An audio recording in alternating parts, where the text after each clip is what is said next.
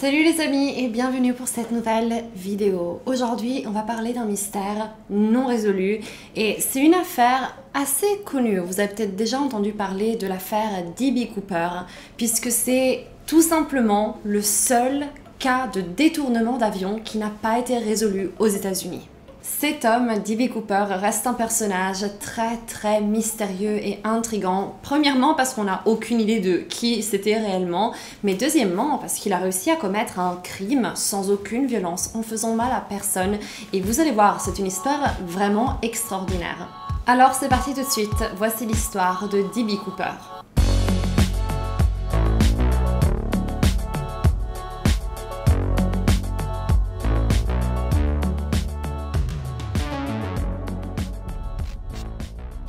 Notre histoire commence le 24 novembre 1971 et c'est le réveillon de Thanksgiving, une fête très importante aux États-Unis. Durant cette fête, toutes les familles se réunissent et énormément de gens prennent justement l'avion pour rejoindre leur famille qui se trouve aux quatre coins du pays.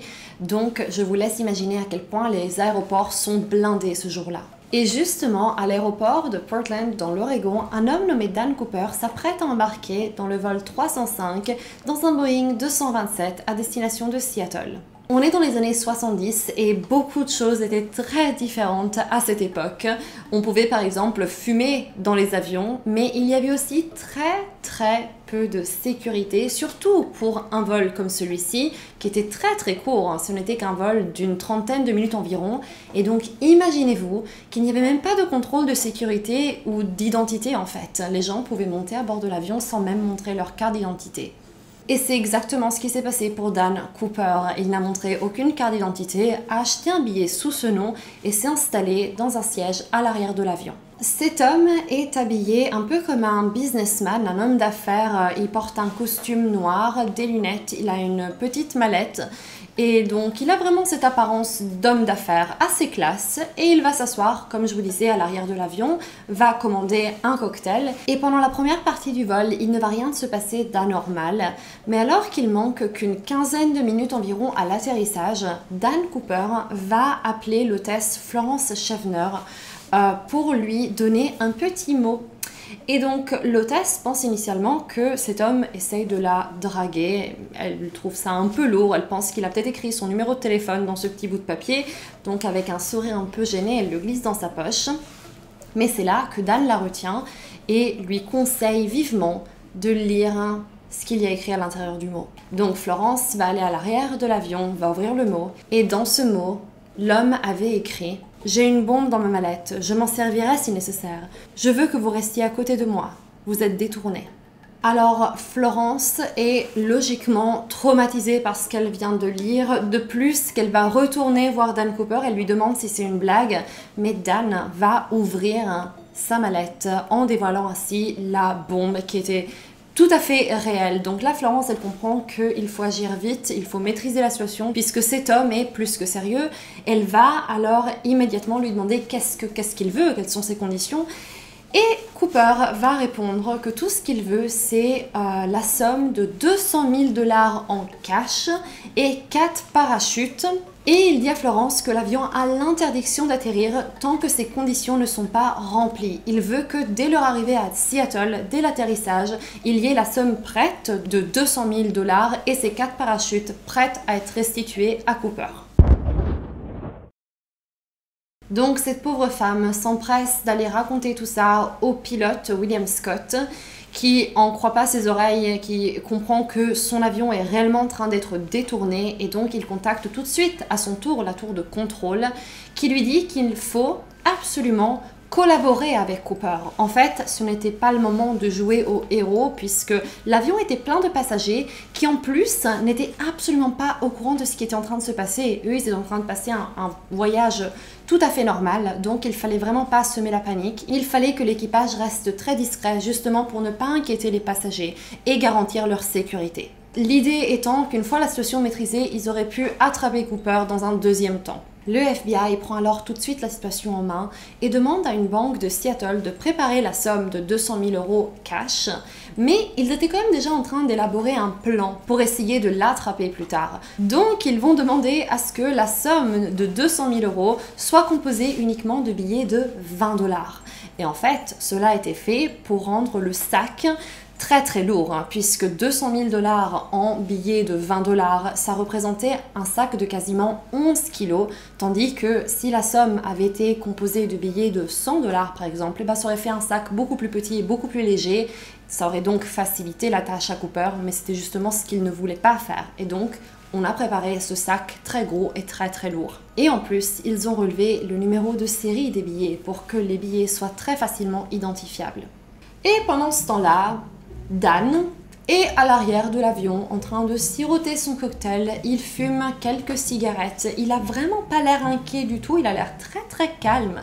Et ce qui est incroyable, c'est que les gens qui ont interagi avec Dan ce jour-là, ils disent même qu'il avait l'air plutôt gentil en fait. Donc ça a un petit peu ajouté à cette image du criminel gentleman qui a un petit peu créé ce mythe autour de ce personnage.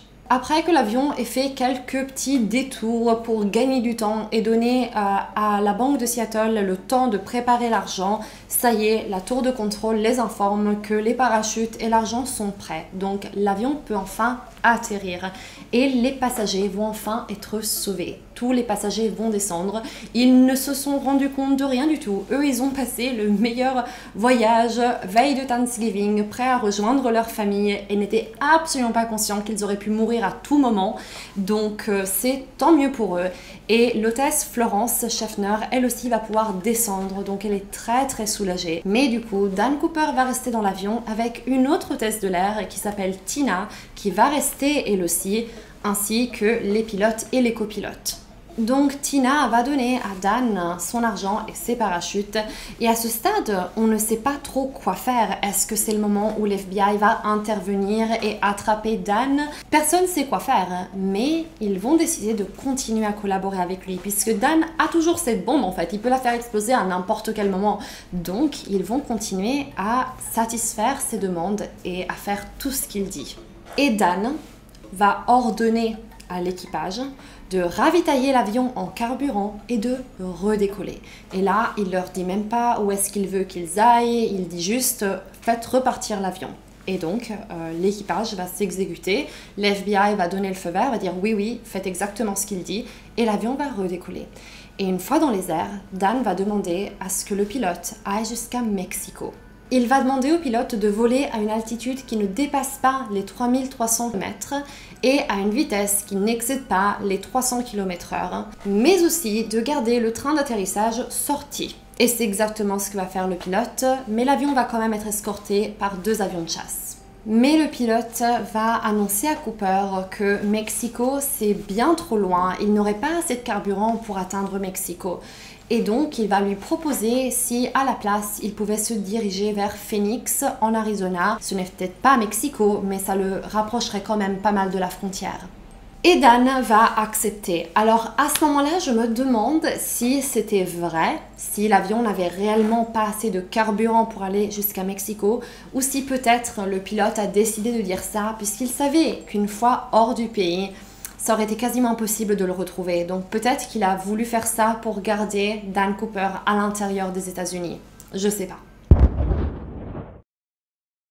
Il est maintenant 19h45. L'avion vole à environ 3000 mètres à une vitesse approximative de 300 km/h. Et une chose qu'il faut savoir de cette nuit-là, c'est que les conditions météo sont absolument terrible, horrible, il pleut, il y a des vents très forts, les conditions sont affreuses. Et pourtant, quelque chose d'absolument inimaginable est sur le point de se produire. Dan va demander à l'hôtesse de l'air, Tina, de rejoindre les pilotes dans le cockpit. Elle le regarde alors une dernière fois avant de fermer la porte du cockpit et elle l'ignore, mais elle aurait été la dernière à voir Dan avant qu'il ne se volatilise pour toujours. À 20h11, les pilotes reçoivent un signal qui indique une dépressurisation de la cabine et ils comprennent alors que Dan a sûrement ouvert la porte arrière de l'avion et c'est pour cette raison que la cabine est en train de se dépressuriser. Puisque ce que je vais vous dire là est terrifiant, mais à l'époque, le Boeing 727 était le seul avion qui disposait d'une porte arrière qui pouvait s'ouvrir en plein vol. Il n'y avait aucun système de sécurité pour empêcher que quelqu'un ouvre cette porte en plein vol. Donc heureusement cela n'est plus le cas, maintenant cette porte est sécurisée et elle ne peut plus s'ouvrir en plein vol, mais c'est ça que Dan a fait à 3000 mètres de hauteur, il a tout simplement ouvert la porte de l'avion. Et on imagine, et ça paraît assez logique, que c'est à ce moment-là que Dan Cooper a sauté de l'avion en laissant derrière lui seulement sa cravate et son épingle à cravate. Et vous avez peut-être déjà entendu parler de cette histoire sous le nom de D.B. Cooper, mais il faut savoir que ça, c'est une erreur en fait. En fait, c'est un journal qui à l'époque a fait erreur sur le nom de cet homme en écrivant D.B. Cooper pour un petit malentendu. Or, il faut savoir que cet homme s'est toujours identifié que par le prénom de Dan Cooper. Donc ce D.B. Cooper, c'est en réalité une erreur journalistique, mais qui est restée, puisque cette histoire aujourd'hui est très célèbre sous le nom de D.B. Cooper. Et donc, comme je vous disais, Dan Cooper ou D.B. Cooper va sauter de l'avion, va disparaître pour toujours et l'FBI va se lancer dans l'une des enquêtes les plus longues de son histoire. En effet, l'enquête s'annonce très longue et compliquée puisque Dan Cooper n'a laissé derrière lui que sa cravate, son épingle à cravate et ses quelques mégots de cigarettes, ce qui est quand même pas rien puisque ça a donné la possibilité d'avoir son ADN. Et donc ça, c'est quand même très utile dans une enquête. Le problème, c'est qu'il n'y avait aucun match. Donc même si on avait l'ADN de Dan Cooper, on n'a pas pu le matcher à personne. Donc c'était bien, mais ça n'a mené à rien. Puis, dans les heures qui ont suivi, le FBI a fait une reconstitution, un portrait robot de Dan Cooper à partir des différents témoignages des gens qui l'ont vu ce jour-là, principalement ceux de Florence et Tina, les deux hôtesses de l'avion, puisque c'était elles qui avaient parlé le plus à Cooper et qui l'avaient vu de plus près. Un autre élément très important pour le FBI, c'était de comprendre quel était le moment où Dan avait sauté de l'avion. Et ce moment, on l'a, puisque comme je vous disais, c'est à 20h11 que les pilotes ont compris que la cabine était en train de se dépressuriser. Donc on sait qu'il a sauté plus ou moins à 20h11 et on sait parfaitement quelle zone géographique l'avion était en train de survoler à 20h11. Donc cela nous donne une très bonne indication de l'endroit où l'avion se trouvait au moment du saut de Dan. Le problème maintenant, c'est d'aller comprendre où est-ce que Dan a atterri avec son parachute.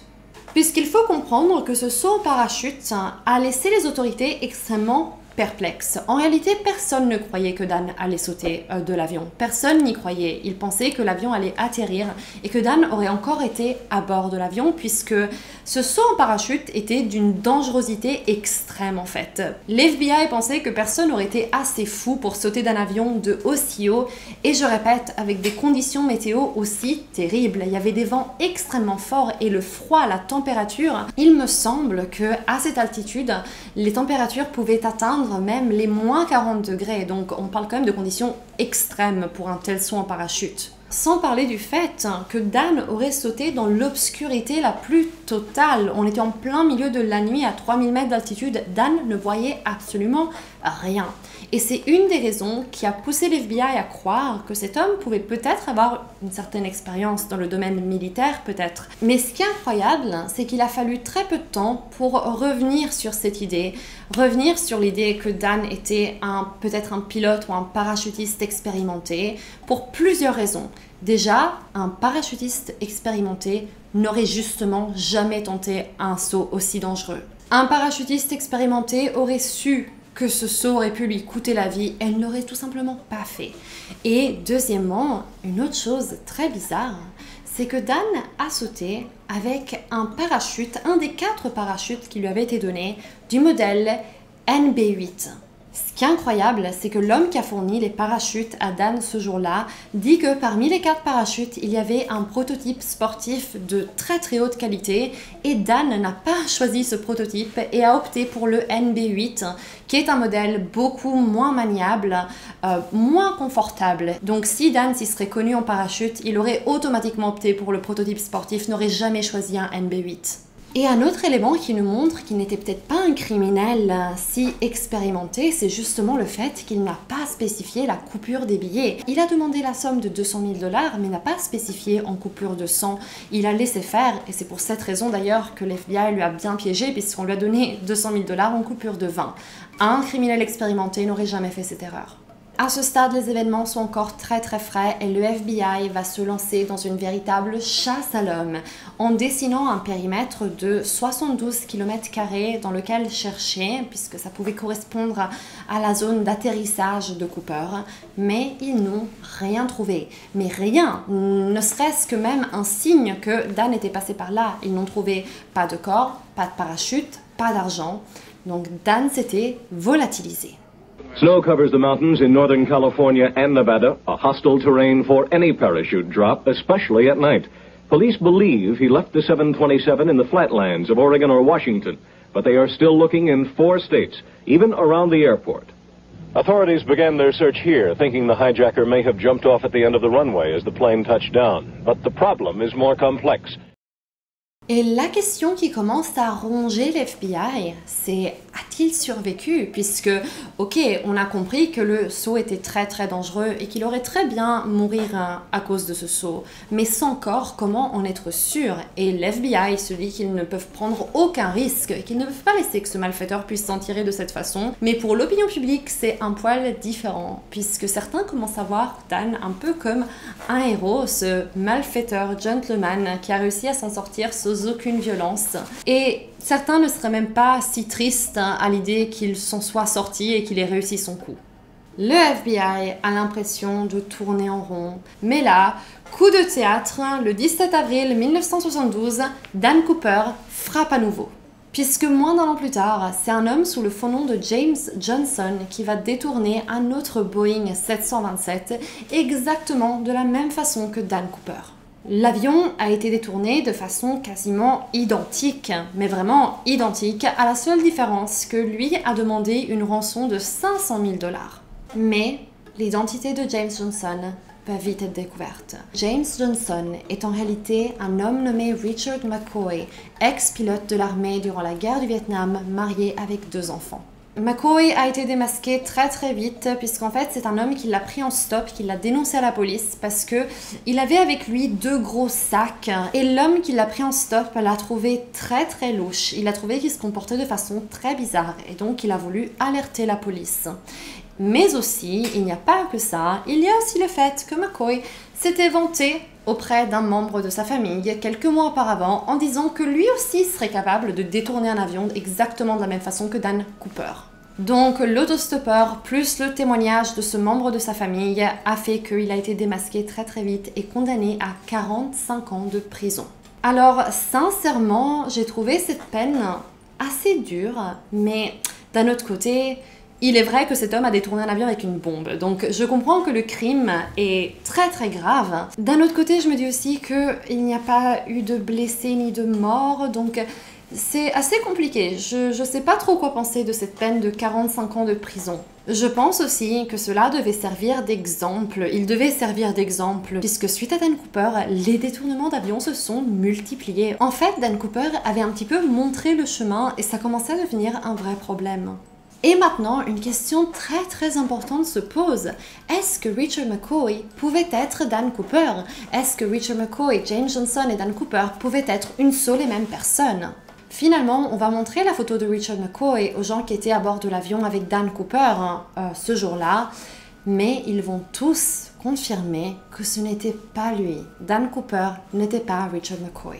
Le FBI est donc au point mort. Mais puisque Richard McCoy avait survécu à son saut en parachute, eh bien cela ne faisait que de renforcer l'idée que Dan aurait très bien pu survivre lui aussi.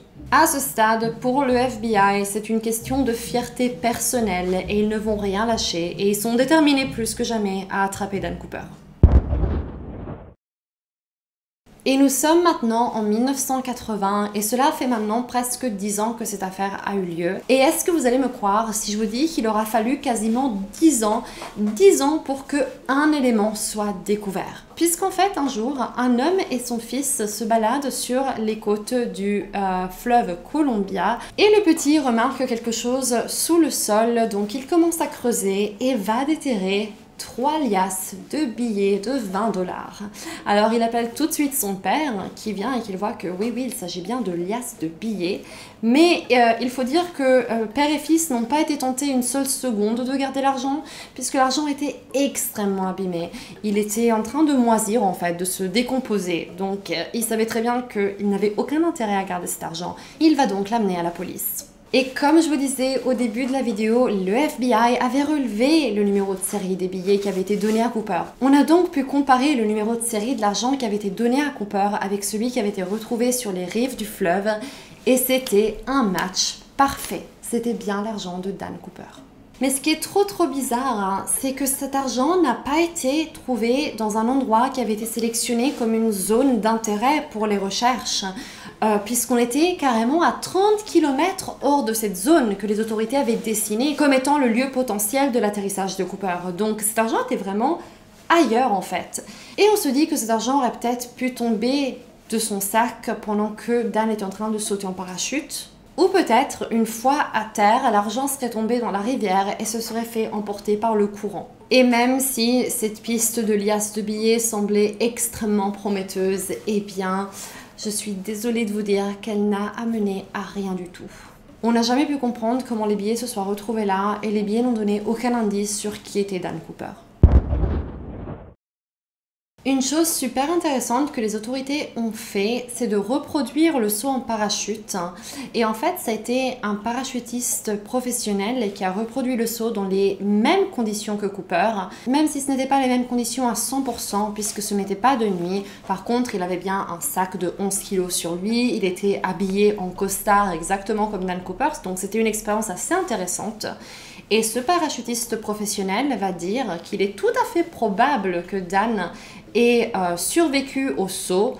En revanche, l'atterrissage est une autre question, puisque souvenez-vous, je vous disais que Dan a choisi le parachute du modèle NB8, parachute très difficile à manier, et il se peut que Dan ait atterri là où le vent l'a emmené en fait, très probablement dans le lac Marouine, un lac de 15 km² qui rejoint la rivière Columbia qui elle-même se déverse dans l'océan.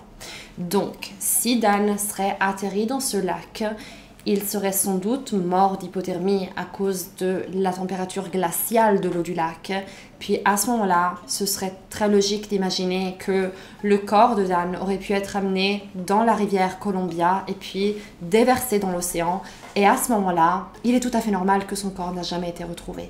Ça, c'est l'hypothèse qui explique que Dan aurait en réalité perdu la vie cette nuit-là et que son corps n'a jamais été retrouvé puisqu'il a tout simplement fini dans l'océan. Et les amis, vous l'aurez compris, c'est exactement le sondage d'aujourd'hui. Aujourd'hui, j'ai envie de savoir si, à votre avis, Dan Cooper a survécu ou pas à ce saut en parachute. Est-ce que vous pensez qu'il a réussi son coup et qu'il a reconstruit sa vie avec son argent et qu'il se marrait en voyant que le FBI devenait totalement fou à cause de lui, ou que cette nuit-là, il a effectivement perdu la vie? Dites-moi ce que vous en pensez, vous pouvez voter comme toujours dans l'onglet communauté.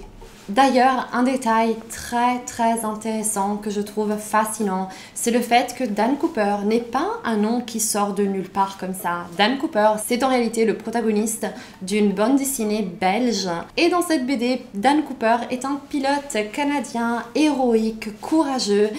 Et donc j'ai trouvé ça incroyable de comprendre quelle était l'inspiration derrière ce nom pour cet homme, Dan Cooper. Les amis, j'ai trouvé cette histoire tellement incroyable et j'espère qu'elle vous aura intéressé. Vous pouvez me laisser un petit pouce bleu et vous abonner si l'histoire vous a plu. Moi je vous dis à très bientôt. Ciao!